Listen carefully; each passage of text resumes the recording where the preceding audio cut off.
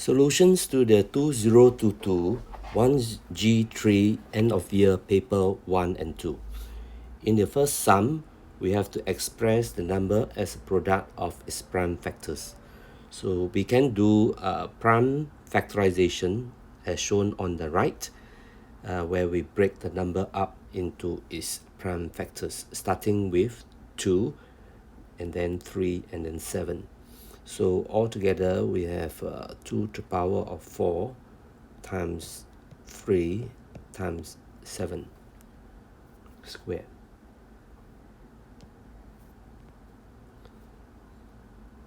In the second part, we are to find the smallest integer such that when multiplied with 2352 will make a perfect square. Now 2352 have the following factors, that is 2 to the power of 4 times 3 times 7 squared. Now in order to have a perfect square, then we must have even powers. As we can see, 3 is not an even power, so therefore we have to multiply by another 3 to create a 3 square. Therefore, the number that we have introduced is k equals to 3.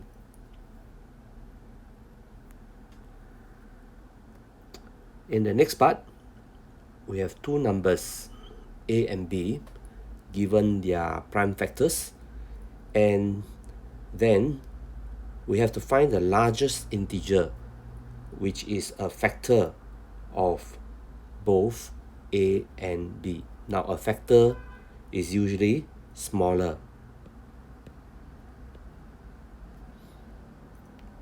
So then we have to find what that is common, both, that means it's common. So basically we are finding the HCF. From the word largest, we know HCF. So we are actually finding the HCF. So the HCF is a common factor. So 2 is common, 3 is common, 5 and 7 is not common. Alright, so we have to pick the smaller power, that is 2 square and 3 square, and then 7. Yeah, 7 is common. Alright, so we are to leave our answer in index notation, that is in power form. Now in the next part, we have to find the smallest integer p, such that a times p will be a multiple of b. So usually the multiple is bigger, so it's bigger than b usually. Right, so if AP is a multiple of b, then it should contain the factors of b. Now the factors of b is 2 squared, and we have 2 to the power of 5 here, so that covers 2 square, and 3 to the power of 4, but we only have 3 square in A, so we need another 3 square to create 3 to the power of 4 that belongs to B. And we also have 5 to the power of 8, but there's no 5 to the power of 8 here, so we need to put in 5 to the power of 8. And finally, A have 7 to the power of 13, so that covers the 7 in B, so we don't need any more. So this will be the value of P. P is 3 square times 5 to the power of 8 in index form. In the next sum, we have to arrange the list of numbers, so we need to convert all of them to decimals so that we can compare easily. Now, so when we are arranging it, we must make use of the original numbers to put in our answer. We want it in a descending order, means from big to small. So the biggest being 3.162, that is root 10. And the next number is 3.142 is the estimate for pi, but it's not pi. And then the next number is pi, right, which is 3.1415 and so on, usually rounded to 3.142. And then we have -3, right, -3, which is cube root of -27. And then finally we have the more negative it is, it will be the smaller. Negative numbers are also smaller than positive numbers, right? So it is 345 over 111, which gives us negative 3.108 and recurring. Now the next part want us to identify the irrational numbers. Now irrational numbers, we already know, right? Pi is an irrational number. So anything that has pi in it is an irrational number, unless the pi is cancelled out. And the other number is the root of a prime number. Now, root 10 may not be root of a prime number, but it is made up of root 2 times root 5. And these two are actually root of prime numbers. Therefore, root 10 is also an irrational number.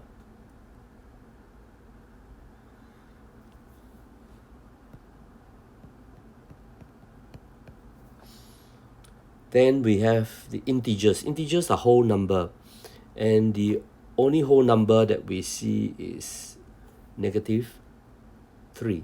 That is cube root of 27. -27.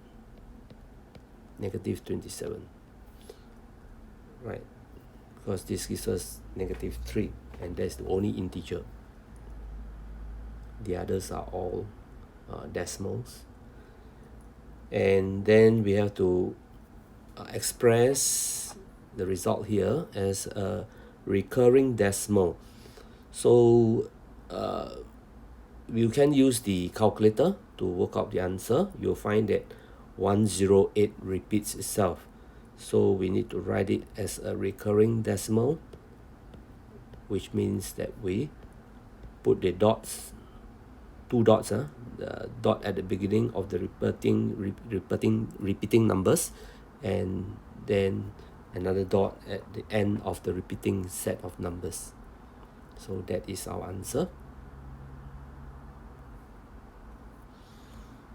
Okay, the next diagram is involve a diagram on a parallelogram, and we have to find the length of AE. Now the whole length AB is equal to 21, so EB is x, therefore AE is 21 minus x. Since we are asked to find the length, we must specify the unit. Right, now in the next part, we are told that the area of ADCE is the trapezium, and this trapezium is 2/3 of the area of ADCB, which is the parallelogram. Okay, so area of the trapezium equals to 2/3 the area of the parallelogram. Now, how do we find the area? We need the height. So let us give ourselves a height here, call it h. And now area of the trapezium is half sum of parallel sides. Okay, so the parasites is AE times, we might as well put in the value. AE is simply 21 minus X. AE plus 21. That is the sum of the parasites multiplied by the height, which is H. And this is 2/3 of the area of the parallelogram, which is just base times height, 21 times the height. Now the height we can divide away, so that leaves us with this. And next we can also reduce this to 7. So what we have now, we have 42 minus X over 2 equals to 14.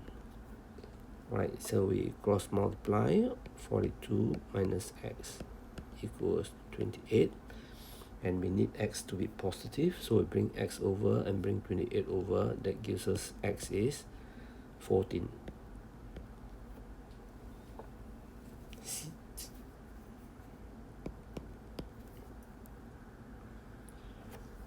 Right, the next part is interpreting algebraic expressions. Subtract. Now subtract, anything that comes after subtract goes behind. The sum of 2n plus 3n. Front goes in front, 7n. And we need to simplify. So this is 7n minus 2n and minus 3n, the distributive log. That gives us 4n minus 2n. Divide the product. Product means multiply, so we're going to multiply this. 4p over 5 multiplied by 5q over 2. We always put the unknown in the numerator. Alright, and the product here, divide by the square of p. Okay, now we can reduce this because we need to simplify. Cancel. And what we have now is 2p cubed divided by p square. So the p cancels out, so we have 2q over p.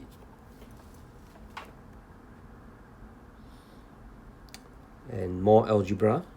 Simplify.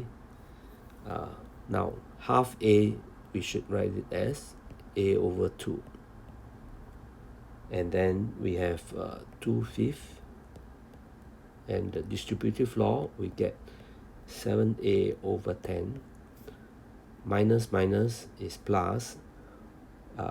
And 7 over 2 multiplied by 2 is 14 over 2. Okay. We only multiply the numerator. Okay, so now we can simplify whatever is in the brackets first, and that is to make it a common denominator, which is 10. So the first one will be 4 minus 7a plus 70. And simplifying it will give us 74 minus 7a over 10. And eventually it will give us 74a minus 7a squared over 20. That's the final answer. In the second part, we have to subtract two fractions, and when we do that, we need to make the same denominator.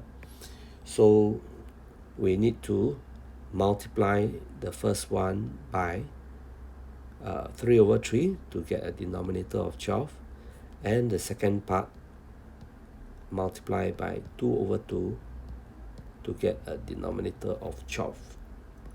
So now that the denominator is the same, then we can put everything under the same denominator, which is 12.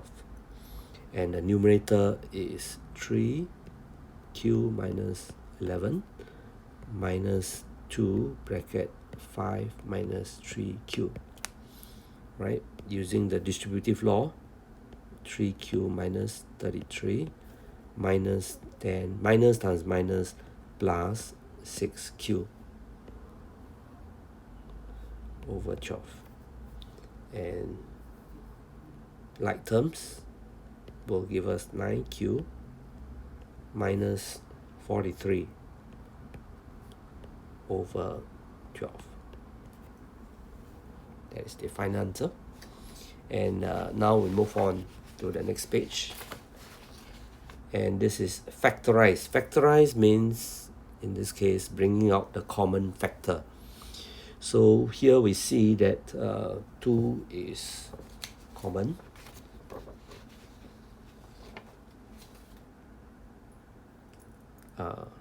Sorry, we need to move up. This one is a substitution sum. So for substitution, we use brackets.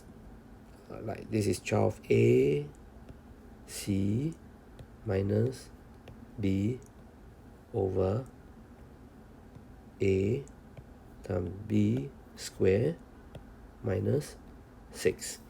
Okay, so now we substitute. A is half, c is 7, then b is negative 2/3, and a again is half, b square, so b is negative 2/3, and that is the substitution. And we can use the calculator to get the value and key in exactly together with the brackets. Right, that is minus 96 over 13. Right, so now we go on to factorization, which means bringing out the common factor. So we see 2 pi is common, so we take it out. And r, 1r is common, so we take out the r. So for the first part, there's r squared, so there's one more r remaining. And you can check by taking 2 pi r times r will give 2 pi r squared. Okay, plus. Now the whole of 2 pi r has been taken out. So what is left? So since it's a factor, something must be left behind. That is a 1. Well, we can check by multiplying in again, because 2 pi r times 1 will give you 2 pi r. But if there's nothing there, then it will be wrong. And if you see 4 terms, like in the next part, then this is factorization by grouping. Grouping means that we have 2 groups basically that has common factors. So the first group, the common factor is h. So when we bring out h, what is left is g minus k. And for the second part, we have minus 2 is common, right? The sign in the middle is negative, so what we bring out should be a minus 2. And when we bring out minus 2, we should have the same factor as the first part, g minus k. So only when the 2 factors here are the same, then we can continue factorizing out the common factor g minus k. So what is not underlined is not common, so we leave it in the brackets. Right, for the next part, well, they have already factorized the 2 parts, but then the 2 factors are in reverse. So what can we do? Right, we can reverse it. And how do we reverse it? By changing the sign from plus to minus.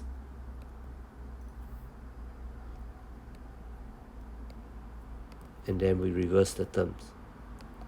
Y minus 2x. So now the two terms are the same. Then we can factorize out.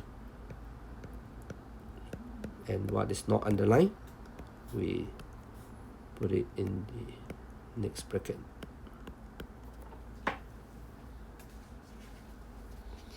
Okay, next page. Right, we have an equation here which we need to solve. First, we get rid of the 2, right, by dividing by 2, because 2 is multiplier. So to bring over, it will be divided by 2. So it's 13 over 2. Then to get rid of the roots, we square it. Squaring a root will remove the root. And we have to do the same on both sides to maintain balance. So that gives us x equals 169 over 4.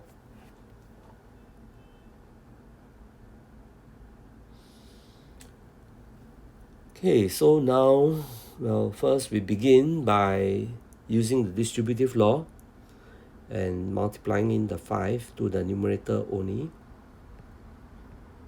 plus 24.5, and this equal to 21x, put the x in the numerator. And now we need to get rid of the denominator. What do? We multiply by the LCM throughout, and the LCM here is 12. So every term we multiply by 12.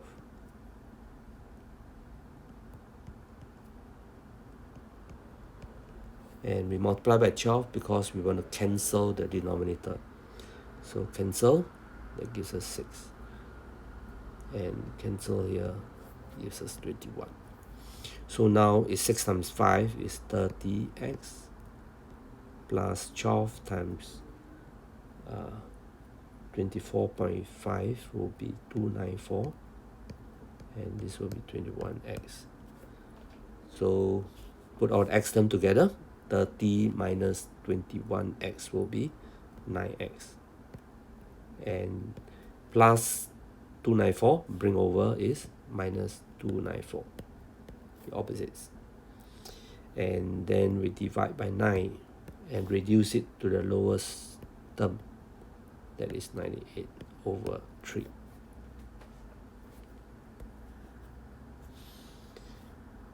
Now this is a similar sum where to solve it we need to multiply by the LCM, and the LCM here is 14. So we multiply every term, every part by 14. So we have 14, and multiply by 14. Okay, so 14 cancels out. 14 cancel is 7. And this is 56. Okay, so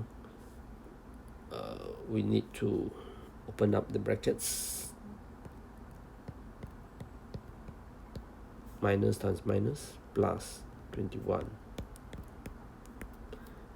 Or put all the x term together, we have negative 5x, and the 22 we bring over is minus 22. Then we simplify it to get negative 34 over 5. Okay, that finishes this part. We move on to the next. The next part is just simply using the calculator. We need to correct to one significant figure. right? Every number correct to one significant figure. So for the first number, minus 6.9 to one significant figure is just minus 7. And then 9.8 correct to one significant figure is 10. And 9.949 nearest one significant figure is just 9. Then this we can solve it very quickly. 7 square is 49.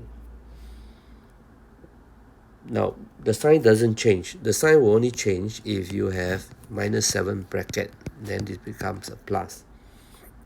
But since there's no bracket, then the sign doesn't change.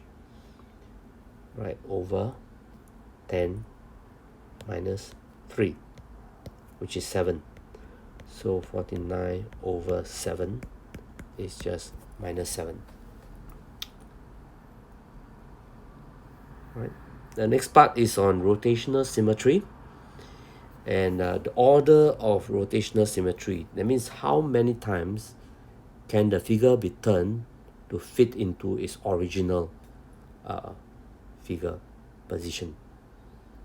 Right. So now this figure actually resembles an octagon, which is 8-sided. So therefore, by recognizing that, we know that the rotational symmetry is 8. So we can turn 8 times, right? And we have seen that there are 8 identical parts, right? So each time you turn, it will fit in 8 times altogether. Okay, now we need to shade one square to create one line of symmetry.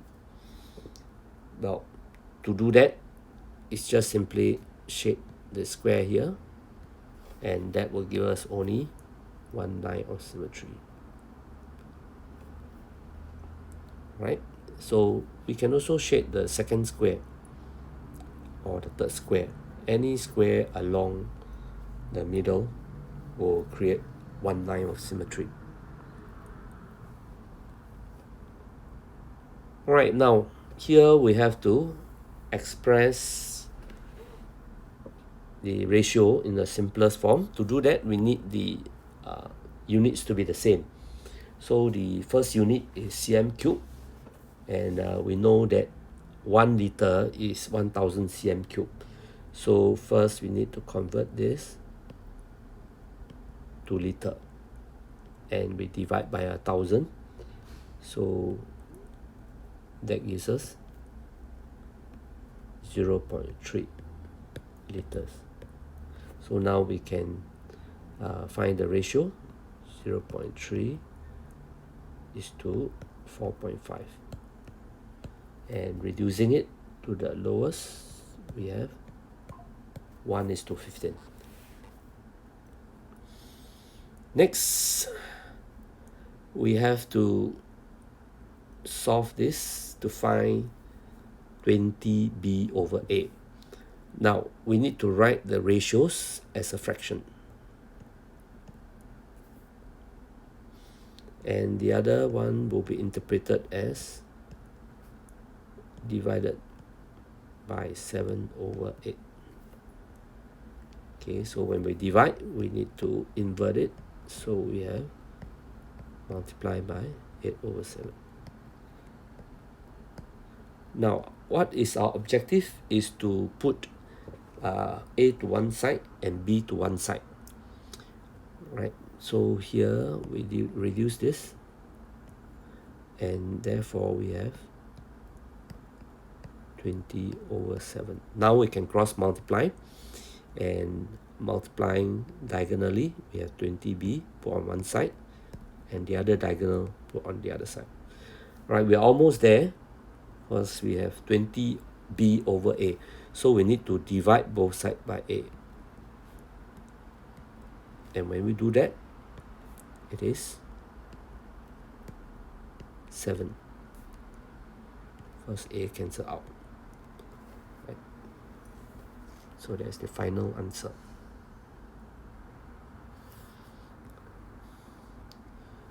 Okay, so the next sum is on simple interest, and we have two formulas for simple interest, and that is principal. So what is the principal?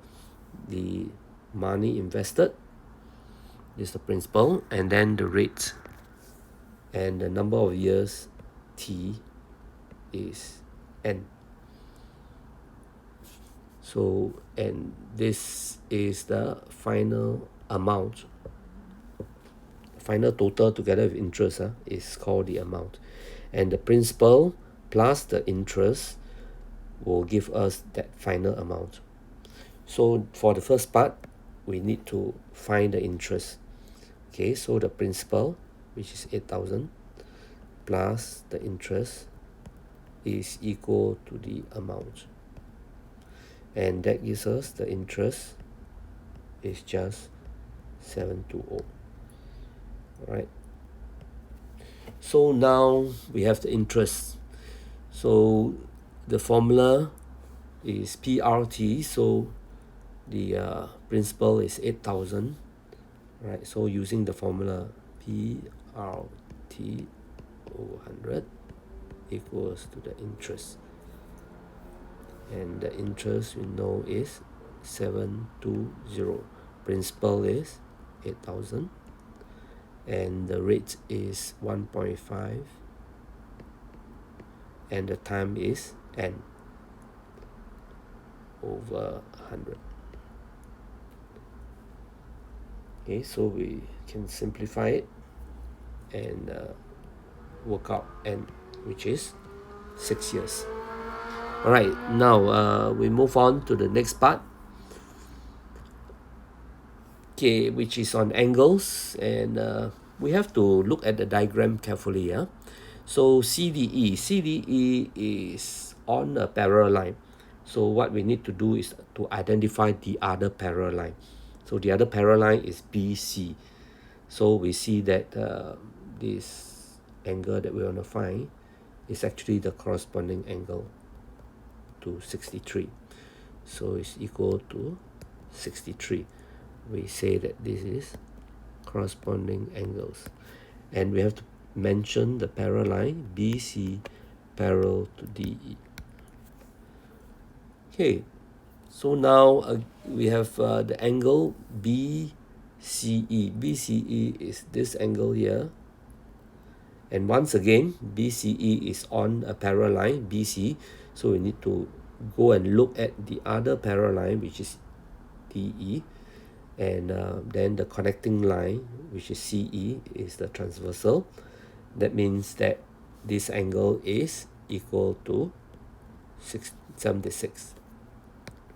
Right? So they are alternate angles connected by transversal. Right, so that is alternate angles, and BC parallel to DE. Okay, for the next part, we have to find angle AEC. Now, angle AEC, well, we first need to locate the angle. AEC is this angle, right? So we know that AEC now is inside the thing here. So these two angles will add up to 180 interior angles, right? So AEC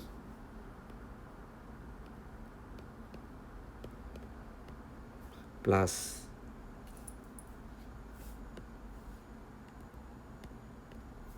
(76) plus angle CDE equals 180. Reason interior angles and the parallel lines are AE and CD.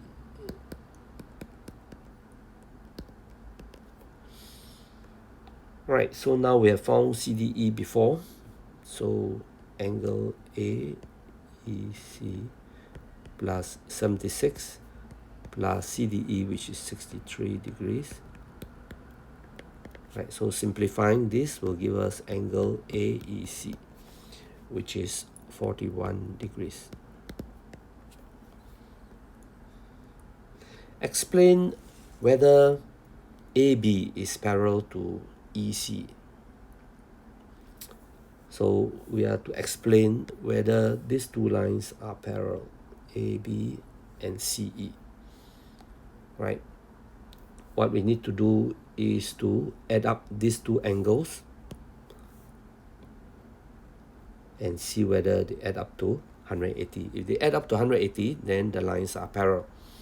Right? So 142, right? Angle BAE plus angle AEC. We need to show the working to justify. Plus 41 and is 183, right? Therefore AB is not parallel.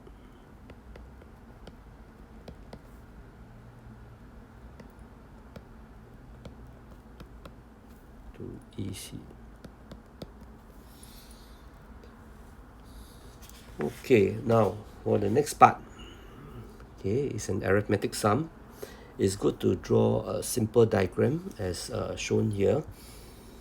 Right, so his salary in 2015 is 3620, which we put at 100%, and then his salary is raised by 8%, which is 108% of the 2015, and then his salary is again adjusted by another 15% over the 2018 amount.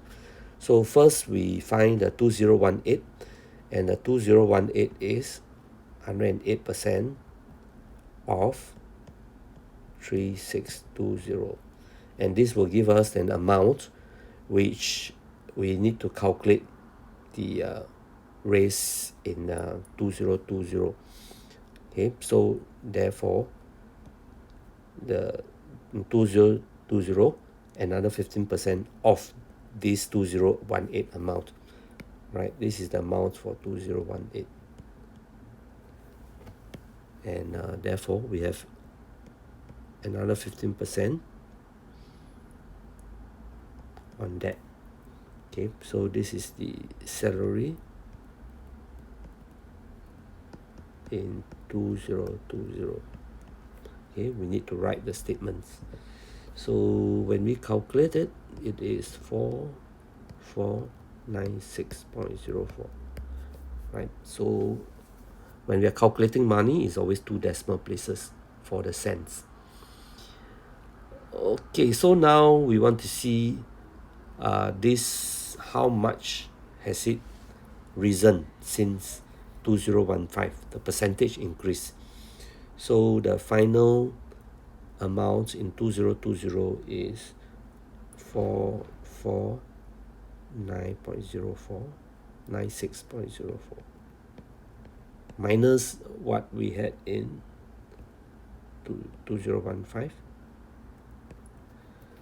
and this over the amount in 2015, the original value. So that gives us 0.242%. Right? Answer is always 3 significant figure. Okay, so now we have the year 2010, and he spent 60% of his salary. Okay, so he did not spend the 40%, he only spent the 60%. And out of this 60% is 45% goes to his bills, and 55% goes into his expenses. So a small diagram will help. So the required percentage of his salary that's used for daily expenses is 55% of the salary, or of the spent amount, which is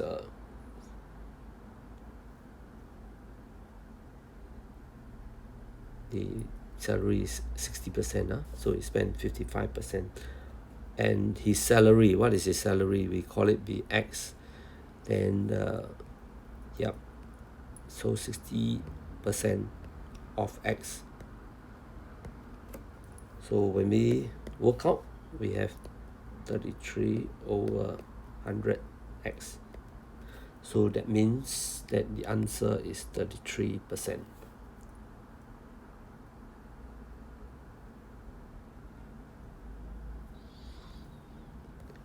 Okay, now the next question is on area. And the first part tells us to find the length of CD. We have to read the question carefully because it mentions that the figure in the center is actually a square. So if the diameter is 160, then CD equals to 160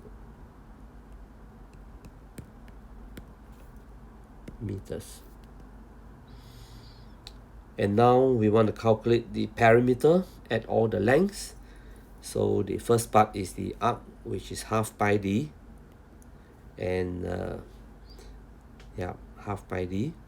The second part we have 160, two of it, and then we have 2 of the GF.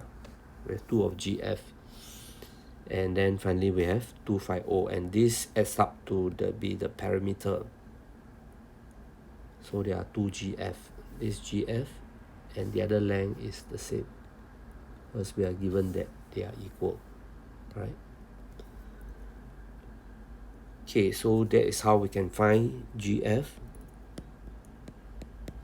which works out to be 67.336 to 3 significant figure is 67.3 meters.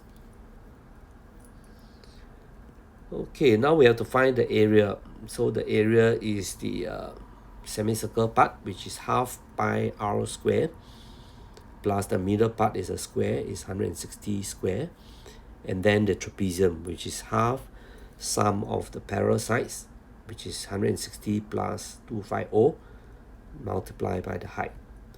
So that works out to be 40778.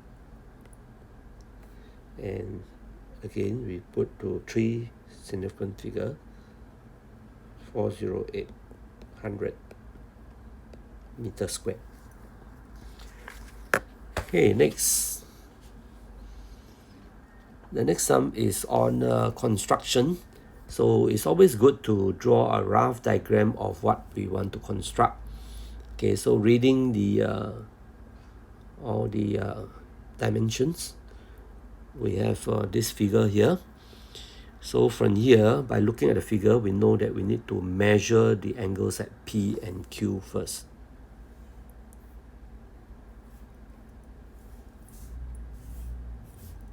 It's good to begin by drawing a rough sketch of the desired result.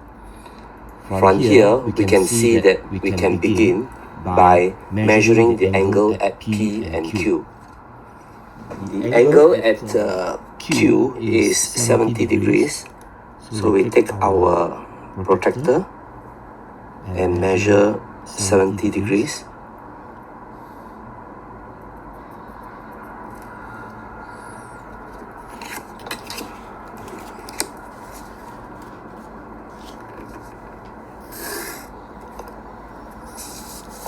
Right, so this is 70 degrees. And then we measure 85 degrees at P, 85 degrees.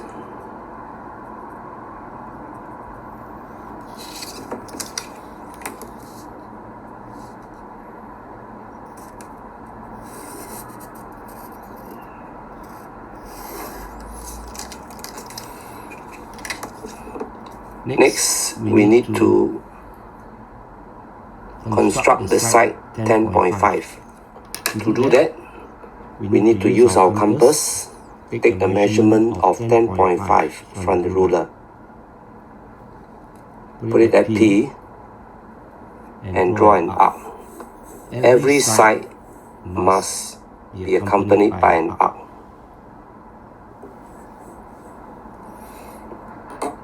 So this is the point S, and the length here is 10.5. So now we want to construct the side 6.8. Again, we use our compass, take a measurement of 6.8.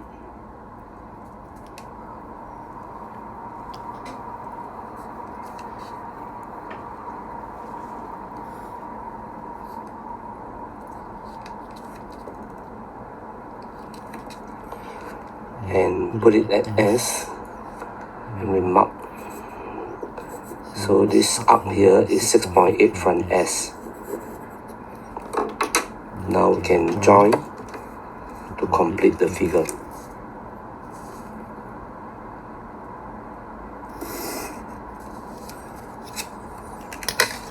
So this is the point R. Angle here is 85 degrees. And we are asked to measure the length of QR. To measure a length, we use the compass to take off the measurement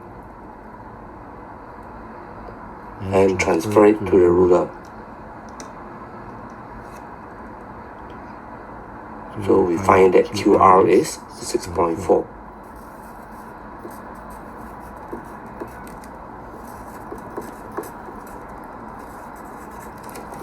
Next, we have to measure the reflex angle PSR. This is the angle that we want to measure, but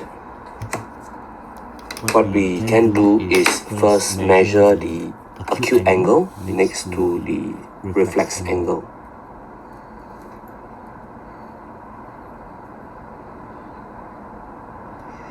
And it is the reflex angle is 55 degrees. So therefore, the reflex angle PSR is 360 minus 55, and that gives us 305 degrees.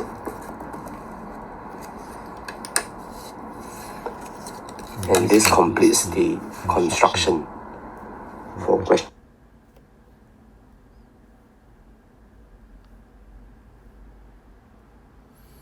So now we'll move on to the second paper.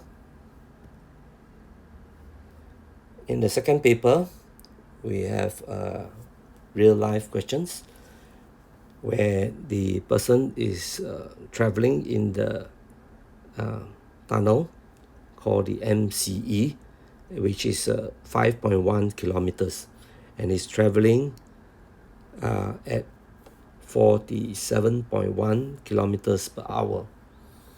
The first part wants us to convert it to meter per second. So to convert to meter per second, first we change the kilometers to meters by multiplying by 1000, and the hours to seconds multiply by 3600. That means we multiply this fraction to get 13 and 1/12 meter per second. Okay, for the second part, we have a sports car travel in the opposite direction, and they'll have to bypass each other. Okay, so that means the truck would have traveled the same time as the sports car, because both of them take 100 seconds to travel in order to meet. Right? So now what we need to do is to find their speed. We have to find what is the sports car the speed, or to find whether he has exceeded. So we let V be the sports car, the speed of the sports car. Now we already know the speed of the car, of the truck, which is 13 and 1/12. Okay, so to find, we need to use the formula, right? Distance is speed times time. So we have the time here, and we have the speed, right? So now we want to find the distance covered, right? So distance covered by the car is the time 100 times V, and this one plus the distance covered by the truck will give you the total distance of the tunnel, right? So the distance covered by the truck, and that gives us 5100. Right, so we need to simplify this and find V, which is 37 and 11/12. But this is in meter per second. We have calculated everything in meters and seconds, so we need to convert it to the kilometers per hour to determine whether he has over the speed limit. So now the speed limit is 80 kilometers per hour. Therefore, the sports car has exceeded.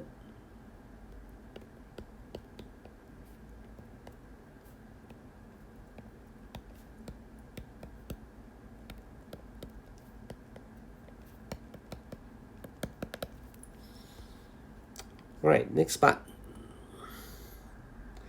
Now the container truck takes 391 seconds to travel completely through the tunnel, and when it's completely out, therefore his distance, the front of it would have have to be included. That means that gives us the length of the truck, which we call X, right? So the total distance is therefore 5100 plus X, and this equals to what? Equals to speed times time, right? So the speed is 13 and 1/12, and the time is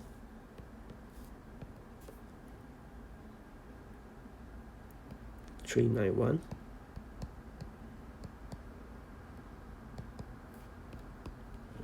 And working it out, we have the car, or the lorry, is 15 and 7/12 meters long. Okay, now moving on to the next page. This one is another real life problem, and that is on the Singapore Flyer. Now here again we have a question that involves intervals. So when we have a question that involves intervals, then we are solving an LCM sum. So we convert all the numbers into its prime factors and determine the LCM. In this case is 6,300, and that is in seconds, so we convert to hours, which is 1 3/4 hours. So since the photographer started at 2100, then plus the 1 hour and 3/4, 1 hour 3/4, and that gives us 22:45. That is the time where you will see all the lights together. Okay, now here we have the passenger in the Singapore Flyer. There are 784 passengers altogether, and the first part wants us to explain why it's a perfect square. Okay, so we need to break it up, and we know that the powers are even. So we say that it is a perfect square.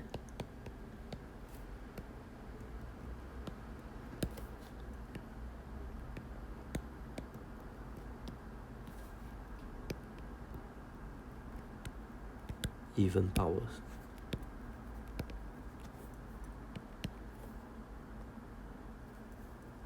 Of the factors.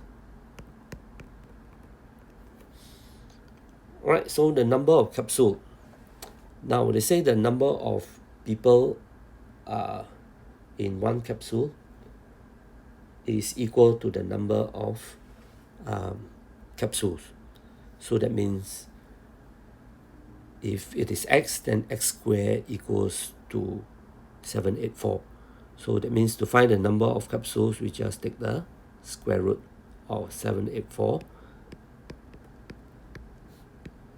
In this case is 2 squared times 7 is 28.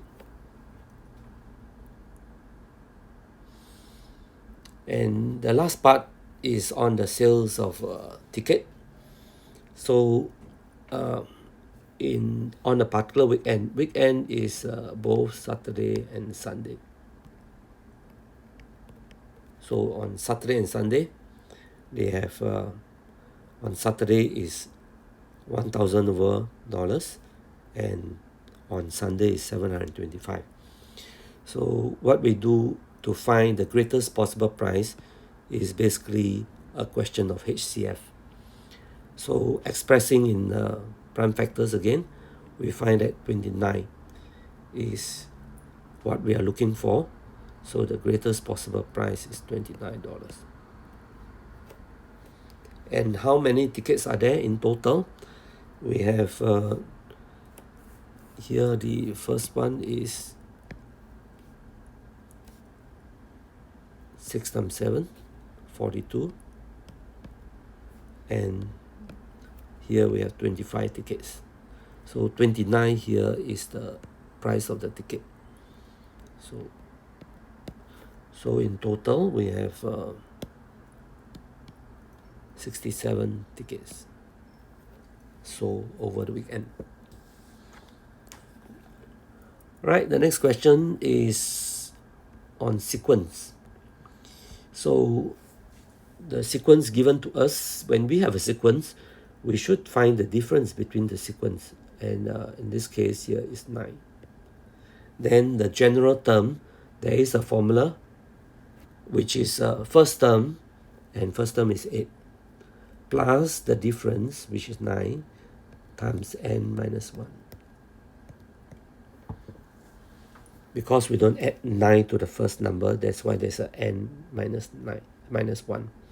So simplifying it, we have 9n minus 1. That is the general term. The largest term, which is less than 1200. Okay, so let's see if it is the term, is 9n minus 1. It follows the formula if it is a term. So we assume that it's a term, and here we find that it's a fraction, so it's approximate to 133. So this is the term that we are looking for, that is less than 1,200, because if we work out this term, is almost to 1,000. Alright, now the first 4 terms, this is another new sequence here. Alright, and the terms are written in this way. This, by the way, when we have this type of sum, we look for the part that represents the order. So by looking at this number, we know that the first term and the second term, third term, and fourth term. So now we want the 11th term. So the 11th term, the first number gives us the term minus 1. 1 to 1 minus 1 is 1 to 0. Okay, we must write it in the same way as what is given to us. So this is how we answer the question. We must always write it in the same way. Now we want to find the value of x, so we solve the equation, and that gives us square root of 441, which is 21. We have a similar part in the next question. M squared minus 1 is 3, 1228. And here we see that when we find out m is not a positive integer, right? Therefore, it cannot be a term. Okay, next question. It's an algebra question to simplify. So we must take note that there is a common factor 3 and 15. So we reduce that first before we begin. Then the next thing to do is to invert the fraction after the division sign when we convert to multiplication. Right, so having done this, then we can cancel any common factor. So xy is common. So we have one more xy. And that's it. So now we work out.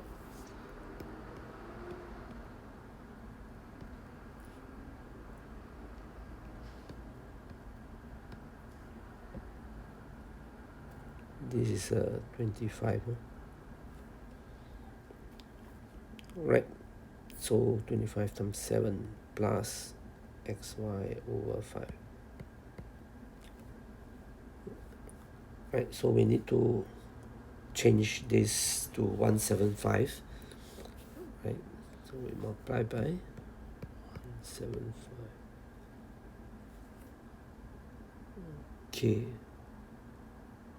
multiply by 35.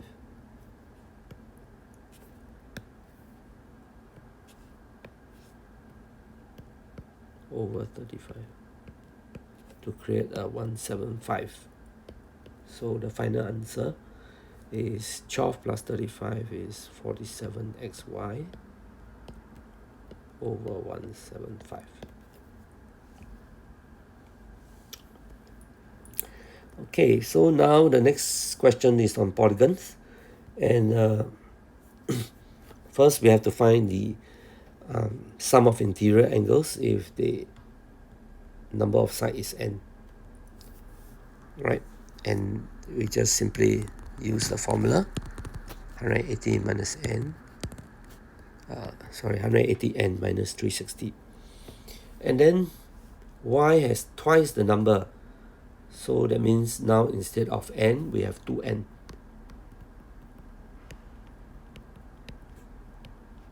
Twice the number of sides, so it's 360n minus 360. Okay, for the next part, they say that the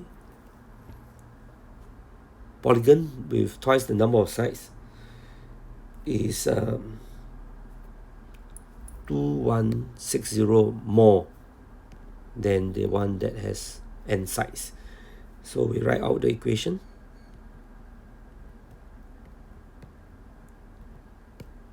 Right, this is the polygon y, and it has more than the previous one.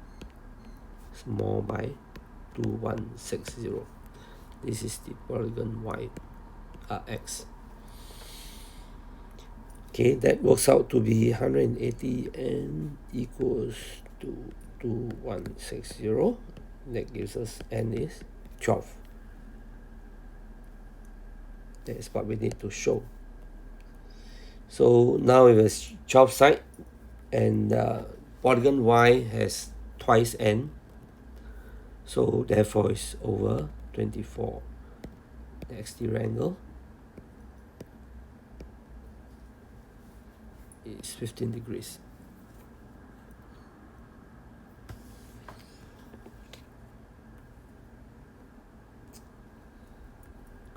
Here we have a Coca-Cola can, which is in the form of a cylinder, and the first thing to do is to convert.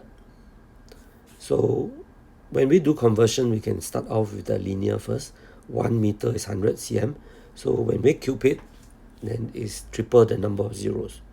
So we divide and we get 0.00033 meter cube. Find the height. We use the formula for the volume to find the height. The volume is 330. So pi r square h is 330. R is 3.3. Was 6.6. Half of it is 3.3. Right, then we solve this. Is approximately 9.6458 rounded to 9.65 as required. Curved surface. The curved surface is 2 pi RH. So this will be equal to 2 pi, R is 3.3, and H is 9.6458. Alright, we need to use the 5 significant figure for calculations. Alright, that's approximately 200 cm square 3 SF.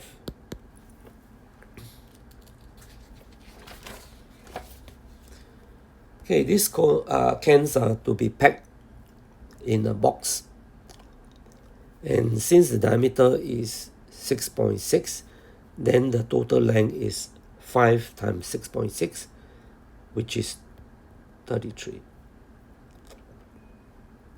and the width is 6.6 times 2, which gives us 13.2, and the height we have calculated earlier on,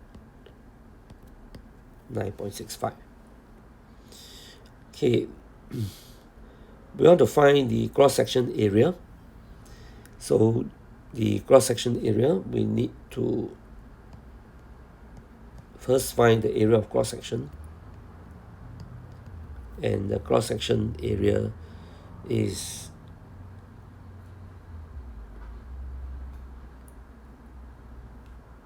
(13.2) times 9.65. That is 127.38. Then the perimeter. The perimeter is the rectangle, which is the perimeter of a rectangle is twice length plus breadth.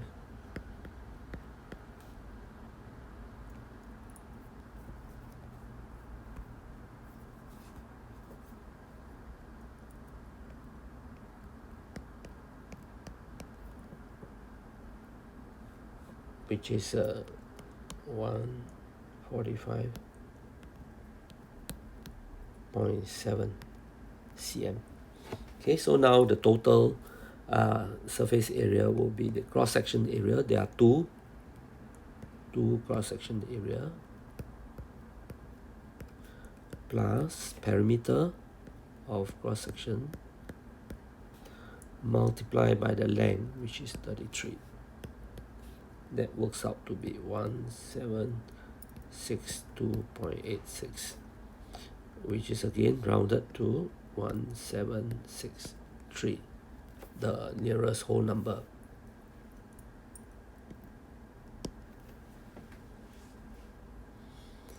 Okay, now we have to pack all this into a crate.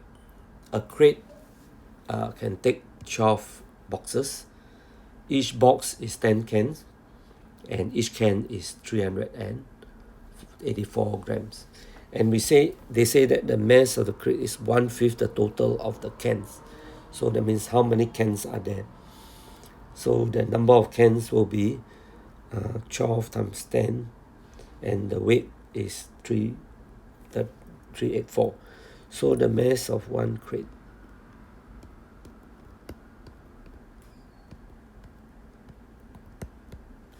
is, they say, is 1/5 the total number of cans, and is 12 times 10, and then each can is 384 grams.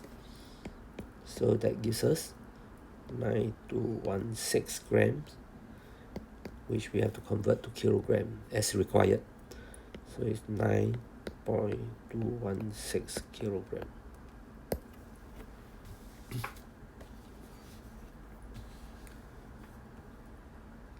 Right, now we have another application sum.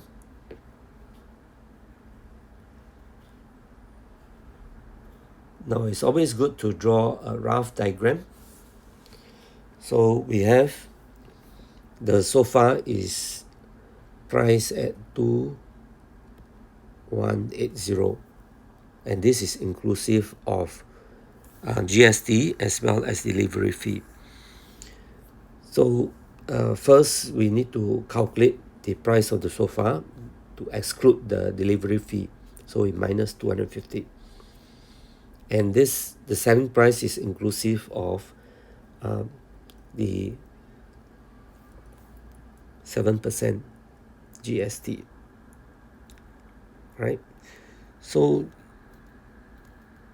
no, the selling price plus GST, right, is the 1930.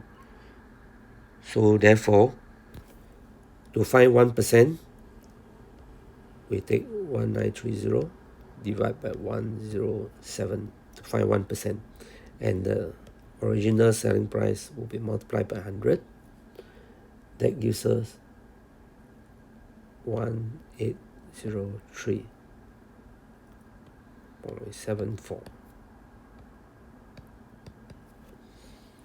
So the cost price, now this selling price is at 125%, right? Because it's 25% profit. So therefore, again, we need to find 1% by taking the total selling price divided by, to get 1%, and cost price is 100%, so we multiply by 100, and that gives us 1442.99 cents. Okay, now the next part, he wants to buy from the internet. Is cheaper online, right? So again, we need to figure out what is what by drawing up a diagram. The mark price is the price that they intend to sell, and that is at 100%. So here they say is 20% off. So that means the discounted price is at 80% of the mark price. And we have this amount of money that we want to buy. Then we have the 80% will be charged GST, which is 7% again. And then we have the final price, which is the amount that we have to pay, right? So the discounted price, okay, to find the discounted price, because the price that the final price is this, but it's at 107%. So we want the discounted price.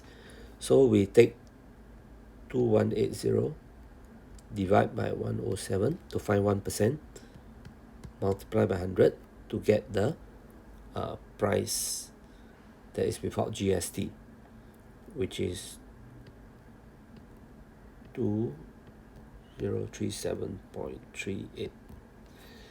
And then the mark price is, this is at 80%. So the mark price we need to again, divide by 80 to get 1%, multiply by 100. Right, that will give us 2,546.73 cents.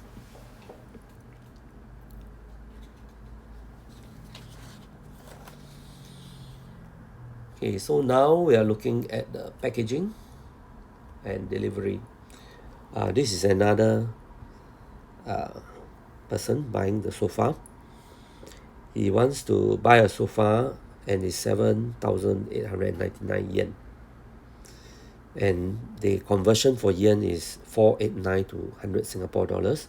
So we can find how much is 1 yen, right? That will be useful. Then the shipping charges is the volume. They charge for volume. They charge for importation, $30. And then after that, he has to pay the 7% on the purchase item. Okay. So what we have now is the price of the sofa is 7,899, and we need to convert it to Singapore dollars. Right. So to convert to Singapore dollars, just now we found the conversion. 1 yen is 100 over 189 is 1 yen. So multiply by 7,899. That will be the Singapore dollars.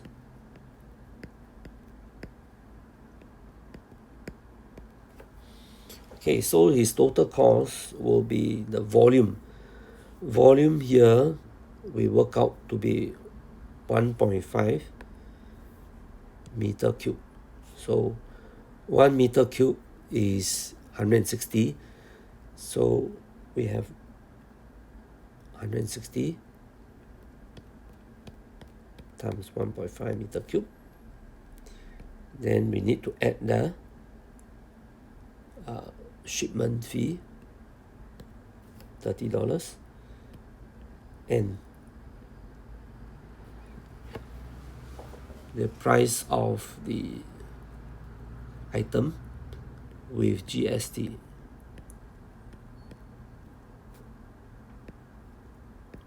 $615.34. Okay, so calculating it, we have 1998.41. And the next question is on graph. So we want to find the unknown values given to us. We use the equation. So the first one, x is -1 and y is a. So we substitute y is a. 3 times x is -1 minus 2. So that gives us -5. So now x is 2 and y is b. So b equals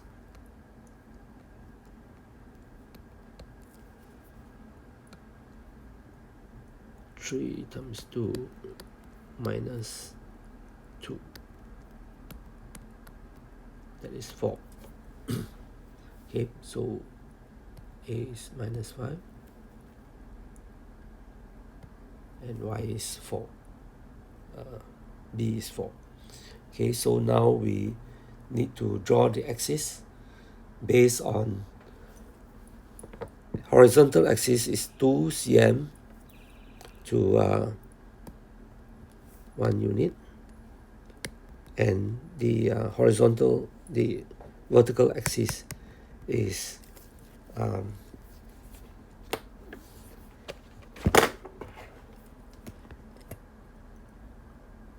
1 cm to 1 unit, which means is 2 cm to 2 unit.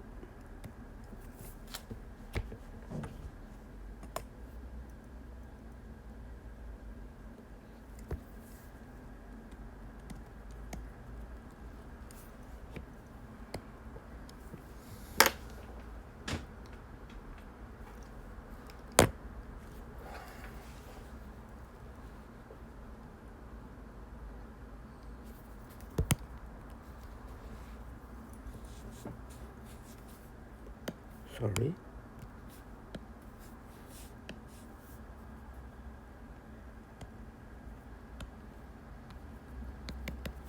Okay, so we always draw a marking at 2 cm. So this is the axis. And now we have to plot the points. The first point is -3, -11, which is here, -3, -11. And then the next point is -5, -1, -5, then 2, and then the last one is 2 and 4. Okay, so now we can join the line.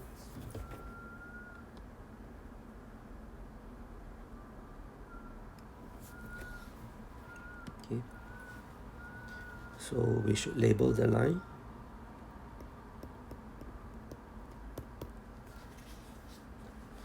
And the next part, using your graph, find the temperature at ground level. Ground level is when y is 0. Okay, so y is 0. So when y is 0, then 0 is used. We read from the graph. We should not be calculating. All answers should be read from the graph. So from the graph, we have this. The temperature there is 0.7. Okay, so x is 0.7 degrees. And average temperature is 1.6. Okay, so we need to draw dotted lines. 1.6. And read off the temperature. So is 2.6. Okay, 2.6.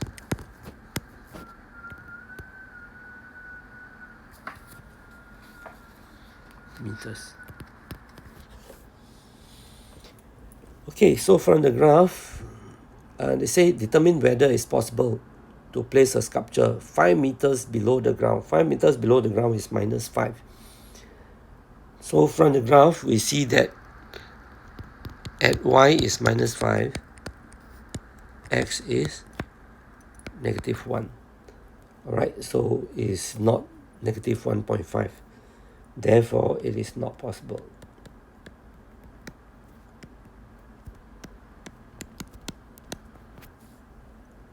Okay, so draw a line, y equals to -8. So we draw the line. Right, y is -8. And then we have to write down the coordinates of the intersection. Coordinates of the intersection is -2, 8. -2, -8. And this completes the end of the paper for 2022. Thank you.